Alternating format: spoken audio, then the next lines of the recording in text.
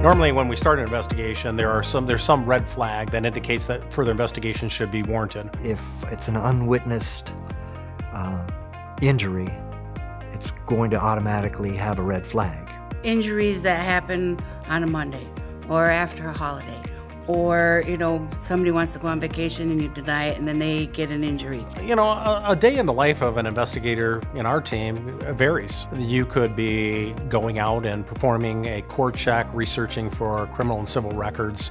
You could be knocking on doors and interviewing neighbors of an injured worker or neighbors of a business owner. Probably the thing we do the most is surveillance, where you know that somebody's doing something or you're getting tipped off or you want to see what somebody's doing. The ISU can also do what are called desk investigations. The biggest desk investigation I do is social networking. But there's also like a medical canvas. There's a social security check. There's a criminal history. I do a lot of background checks, criminal histories. They'll see if there are any court information going on with them, if they have had any businesses, if they have businesses that are active. Possibly vehicles that they own, homes they own, if they've been incarcerated. Things that you can do online that you don't have to send out to an investigator, so you don't need boots on the ground for that type of an investigation. For a lot of our maintenance claims where one spouse has passed away and so the other spouse is receiving death benefits, twice a year we will do alive and well checks. Technology is huge.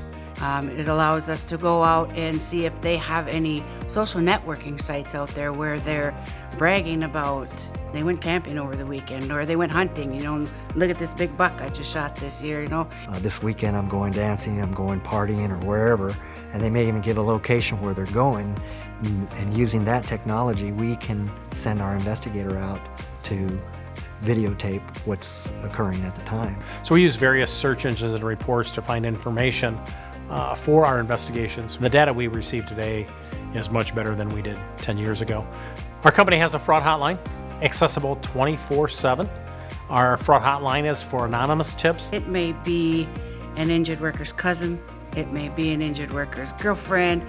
A lot of times it's the ex-spouse.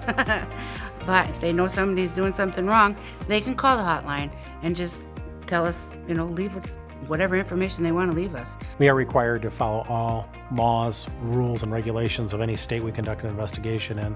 If signs are posted that entry is prohibited, we can't enter on a particular parcel of property. We can't record conversations of individuals without their consent in most states, and we have to understand the consent rule in every state. If we fail to follow those laws, and it can be uncovered, we certainly could be subject to criminal investigation, criminal prosecution. Also, if we violate laws, rules, and regulations, and it's uncovered in an investigation that's before an administrative law judge, our credibility is shot. We want to impact the claims department one investigation at a time. We want to support our claims department and be able to vet the red flags that they identify, and then be able to bring them intelligence in a timely fashion so that they can make those decisions.